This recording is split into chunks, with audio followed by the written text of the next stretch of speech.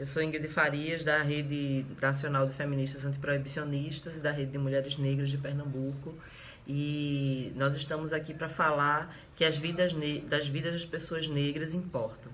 Né? Recentemente, em Pernambuco, tivemos casos de racismo que foi traduzido na prisão de uma mulher negra advogada, né, que teve suas prerrogativas profissionais violadas apenas por ser uma mulher negra, né, e o caso cruel e triste do menino Miguel, de apenas 5 anos, que teve sua vida tirada num ato, num contexto de negligência e racismo. Né? Nós não podemos permitir que a sociedade e o Estado brasileiro continue aceitando o racismo como sendo uma política, inclusive uma política que acaba causando a morte das pessoas, em especial de pessoas negras e de pessoas periféricas. Né? As vidas das pessoas negras importam, a vida das pessoas periféricas importam, né? E nós não podemos deixar que o racismo seja a forma como a gente vai dialogar e como a gente vai construir a sociedade, o futuro, né, da nossa sociedade, das nossas crianças, né, das nossas famílias. Então, a gente precisa fazer essa luta pela vida das pessoas. Vidas negras importam, vidas periféricas importam. Eu sou Rosemary Neri, sou educadora da Federação de Órgãos para Assistência Social e Educacional. A FASE é uma ONG que funciona em 6 estados do Brasil. Estamos gravando esse vídeo em apoio à luta da ANEP pelo fim do racismo. Esse racismo que tem assassinado diversas jovens, homens, mulheres negras. E isso não é fruto das pessoas. Não é porque as pessoas não conseguiram ter um trabalho, conseguiu fazer a faculdade, conseguiu estudar. Esse racismo é um racismo que está na estrutura do nosso país, está na estrutura da nossa sociedade. Um racismo que deixa milhões de pessoas fora da escola, fora de trabalho ou com empregos que a gente pode dizer com menor recursos, que recebem o menor salário. Né? Esse racismo tem trazido, a gente tem assistido no nosso país diversos assassinatos. E ainda se falam que é porque são marginais. Não são marginais. Porque como acontece aqui em Olinda, na delegacia de polícia de Olinda, que a advogada Ana Cristina estava esperando o seu cliente, ela foi abordada pelo delegado, ela mostrou a carteira da OAB e mesmo assim foi puxada com violência para dentro da delegacia, ficando 6 horas sem direito à água nem ir ao sanitário. Isso significa racismo, não é por acaso, gente. E uma coisa importante que a gente assistiu agora, o assassinato, né, de Miguel Otávio. Essa criança de 5 anos que foi largada dentro do elevador e o que era esperado, uma criança de 5 anos é incapaz, ela não pode responder pelos seus atos. E eu convoco a sociedade brasileira a lutar contra o racismo. É fundamental que todas e todos se envolvam, porque o racismo, a luta contra o racismo não é uma luta só das pessoas negras do nosso país. É importante que seja uma luta de todas e todos. Obrigada. A prisão arbitrária contra a advogada Ana Cristina, que depois de apresentar se recusou a entregar a OAB ao delegado, não pode ser vista como algo pontual, que aconteceu, mas não acontece sempre. É, na verdade, o retrato de como as instituições brasileiras se incomodam com a presença de pessoas negras. E esse incômodo, ele vem da história que o racismo conta sobre quem são as pessoas pretas. E essa história, ela é descarregada sobre um corpo no tempo de um olhar. No tempo de um olhar, a violência parece ser a ação mais justa. E isso é política de Estado. As leis, e principalmente a forma como as leis são seletivamente aplicadas, favorecem e incentivam a violência contra esses corpos.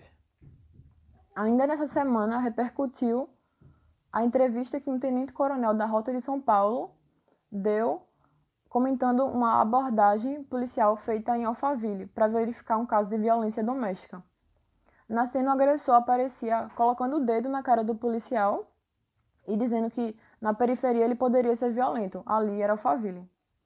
Então, o tenente-coronel justificava isso dizendo que precisava existir uma abordagem diferenciada nos dois locais, sob o risco de ser rude demais em Alphaville ou suave demais na periferia, onde a maioria das pessoas são negras.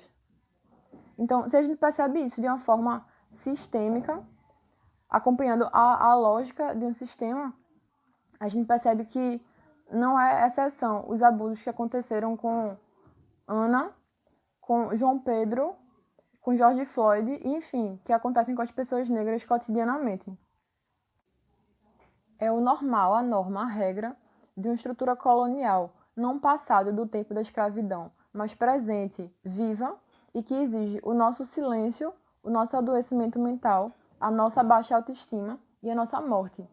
Então, não aceitamos essa estrutura e continuaremos tensionando, seja o assunto em pauta na mídia ou não, pelo direito de contar quem somos, contar a nossa história, e não vê-la violentamente determinada ou interrompida.